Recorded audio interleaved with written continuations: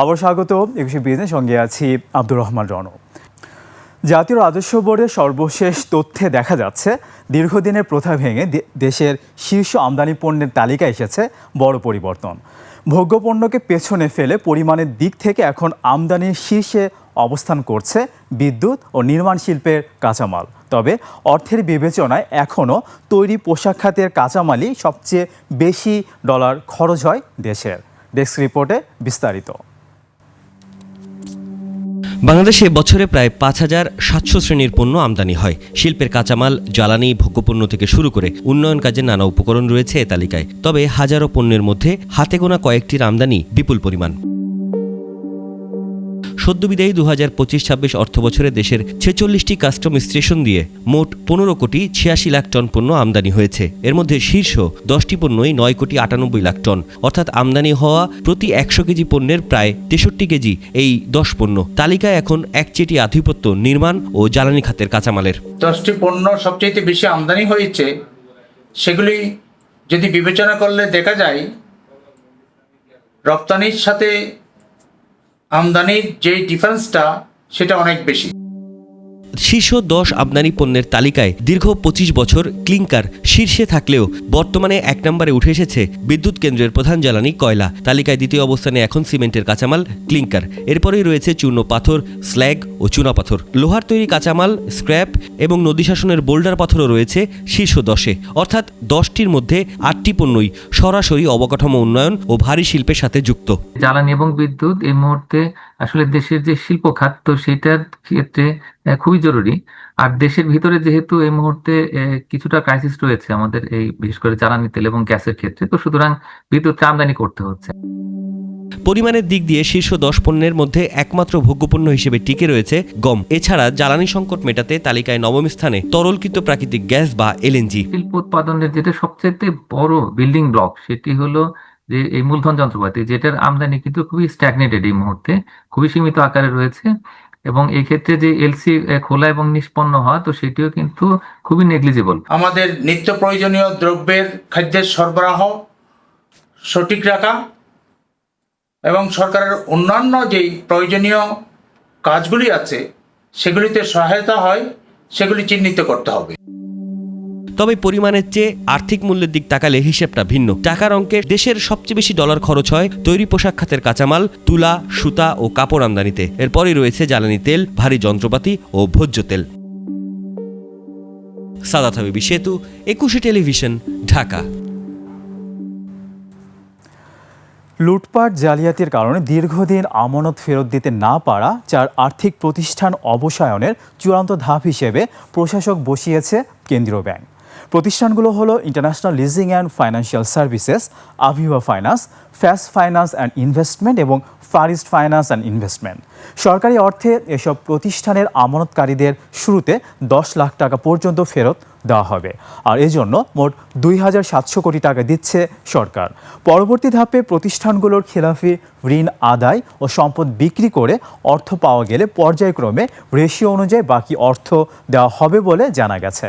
Bangladesh bank দুর্বল ২০টি প্রতিষ্ঠান চিহ্নিত করে কেন বন্ধ করা হবে না জানতে চেয়ে গত বছর চিঠি দিয়েছিল। বিভিন্ন ধাপ পেরিয়ে সর্বশেষ ৯টি প্রতিষ্ঠান বন্ধের জন্য চূড়ান্ত সিদ্ধান্ত হয়। পরবর্তীতে ৫টি প্রতিষ্ঠানকে সময় দেওয়া হয়।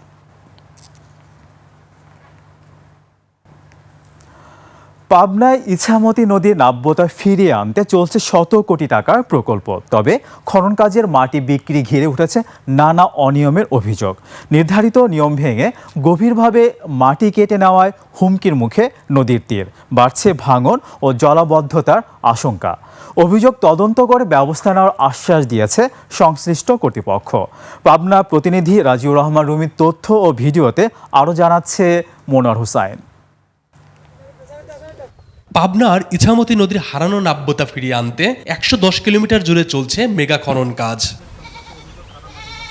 প্রায় ১,৫৫৪ কোটি টাকার এই প্রকল্পের আওতায় উত্তোলিত মাটি নির্ধারিত শর্তে বিক্রির অনুমতি রয়েছে। তবে সেই শর্ত উপেক্ষা করে কিছু মাটি ব্যবসায়ী নদীর পাড়ে রাখা মাটির বদলে গভীরভাবে মাটি কেটে নিচ্ছেন। সরকারের যে নিয়ম, সেই নিয়ম ছাড়া ওরা ৩ ফিট নিচে করে কাটতেছে। তো এইভাবে কাটলে তো আমার ফসলে যাবে গাং, তো তাহলে সান গাঙায় গেলে সান আমরা তো ফসল তো মার পারবো না, একটা বৃষ্টি হলে পরে ফসল ডুবে যাবে। আমার পাট কাটতেছে, আমি দৌড়ায় এসে দেখি যে অলরেডি আমার পাট সব কাটিয়ে ফেলেছে। সেখানে আপনি বাস্তবে যা দেখতে পাচ্ছেন, আবাদ করে খাওয়ার মতন কোনো ব্যবস্থা নাই। অতএব সামান্য পানি হলেই আমার জমিতে পানি উঠে আসবে। এরা আমার নিজের জমি কাটেছে, এখানে বহু কাটিয়ে যাচ্ছে, আরও পাশে বরাবর বহুত জমি কাটিয়ে লেগেছে। এরা ঠেকানো কঠিন। নির্ধারিত সীমার বাইরে মাটি কাটায় দুর্বল হয়ে পড়ছে নদীর তীর। কোথাও কোথাও পাশের ফসলি জমির মাটিও কেটে নেওয়া হচ্ছে। এতে নদী ভাঙন ও জলবদ্ধতার ঝুঁকি বাড়ার পাশাপাশি ক্ষতির মুখে পড়ছে আশেপাশের কৃষি জমি ও বসতবাড়ি। এইভাবে মাটি কাটিয়ে নিলে আমরা কোথায় দানা দেবো আগুর ঘরে, আর কোথায় পিঁচ লাগাবো, কেমন করে চলবো, এটাই আমার প্রত্যাশা। এভাবে কাটলে তো আমাদের জমি নষ্ট হয়ে যাবে, পানি ঢুকবে, এখনই তো পানি প্রায় ঢুকতেছে জমিতে। এসব অভিযোগের বিষয়ে কথা বলতে রাজি হননি অভিযুক্ত মাটি ব্যবসায়ীরা। তবে পানি উন্নয়ন বোর্ড জানায় তদন্ত সাপেক্ষে ব্যবস্থা নেওয়া হবে। আমরা যখন মাটিটা বুঝাই দিই তখন তাদেরকে একটা ডিজাইন লেভেল মেনটেন করে মাটিটা বুঝাই দিই আর কি। এখন কোনো জায়গায় এরকম যদি হয়ে থাকে তাহলে সেটা আমরা সরজমিনে ভিজিট করে সে মোতাবেক আমরা ঠিকাদারের কাছ থেকে ব্যবস্থা নেব। প্রায় ১,৫৫৪ কোটি টাকা ব্যয়ে ২০২৪ সালের জুলাই শুরু হয় ইছামতি নদী পুনরুদ্ধার প্রকল্প। মনোয়ার হোসাইন, ২১ টেলিভিশন। বরগুনার বাজারে সব ধরনের সবজির দাম কমেছে, তবে কিছুটা বেড়েছে মাছের দাম। স্থিতিশীল মাংসের বাজার। এছাড়া কাঁচামরিচের ঝাল অনেকটা কমে এখন বিক্রি হচ্ছে ২০০ টাকা কেজিতে। অধিকাংশ সবজির দাম কেজিতে প্রায় অর্ধেক কমেছে। লাউ, আলু, টমেটো, মিষ্টি কুমড়ো সহ প্রায় সব সবজির দাম ২০ থেকে ৪০ টাকা কমে বিক্রি হচ্ছে। লেবুও আগের তুলনায় অর্ধেক দামে মিলছে, তবে মাছের দাম অনেকটাই বেশি। অন্যদিকে গরু ও খাসির মাংসের দাম অপরিবর্তিত রয়েছে। ব্রয়লার মুরগি ১৭০ টাকা, সোনালী ৩০০ থেকে ৩৫০ টাকা। এছাড়া দেশি মুরগি বিক্রি হচ্ছে ৫৫০ টাকা কেজিতে।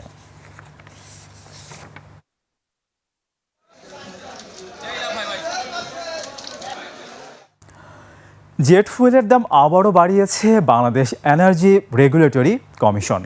আগস্টে অভ্যন্তরীণ ফ্লাইটে প্রতি লিটারে বেড়েছে প্রায় ২৯ টাকা। অভ্যন্তরীণ ফ্লাইটে প্রতি লিটার জ্বালানির দাম ১৩০ টাকা ৯৯ পয়সা থেকে বাড়িয়ে ১৫৯ টাকা ৫২ পয়সা করা হয়েছে। আন্তর্জাতিক ফ্লাইটে দাম বেড়ে প্রতি লিটার এখন ১২৭ টাকা ৮৪ পয়সা।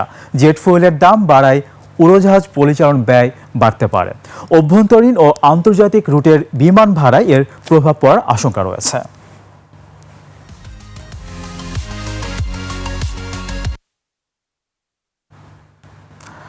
এবার এশিয়ার প্রধান শেয়ার বাজারের খবরাখবর। সূচকের ঊর্ধ্বমুখী প্রবণতা দেখা যাচ্ছে এশিয়ার বেশিরভাগ পুঁজিবাজারে। জাপানের শেয়ার বাজার নিক্কি সূচক ১৩১৩ পয়েন্ট বেড়ে দাঁড়িয়েছে ৬৬,৯২০ পয়েন্টে। বেড়েছে হংকংয়ের শেয়ার বাজার হ্যাংসেংয়ের সূচক ১৯৫ পয়েন্ট বেড়ে অবস্থান করছে ২৫,৮৬৩ পয়েন্টে। বেড়েছে সিঙ্গাপুরের এসটিআই সূচক, এটি ৫৯ পয়েন্ট বেড়ে অবস্থান করছে ৫,৬৯৮ পয়েন্টে। চীনের শেয়ার বাজার সাংহাই কম্পোজিট ইন্ডেক্স অবস্থান করছে ৩,৯৫৭ পয়েন্টে, যা আগের দিনের চেয়ে ১৭ পয়েন্ট বেশি। বোম্বের সেন্সি ৩০ ইন্ডেক্সকে দেখা যাচ্ছে ঊর্ধ্বমুখী প্রবণতায়। সেন্সি সূচক ৯৫ পয়েন্ট বেড়ে অবস্থান করছে ৭৮,৫৯৫ পয়েন্টে। বেড়েছে থাইল্যান্ডের থাই স্টক এক্সচেঞ্জ সূচক, এটি ১৩ পয়েন্ট বেড়ে অবস্থান করছে ১,৬২৫ পয়েন্টে। দর্শক, নিচ্ছে একটা ছোট্ট বিরতি। বিরতির পর দেশের রেস্টুরেন্ট বিজনেস নিয়ে আমরা কথা বলবো বাংলাদেশ রেস্তোরাঁ মালিক সমিতির মহাসচিব ইমরান হাসানের সঙ্গে। ততক্ষণ আমাদের সঙ্গেই থাকুন।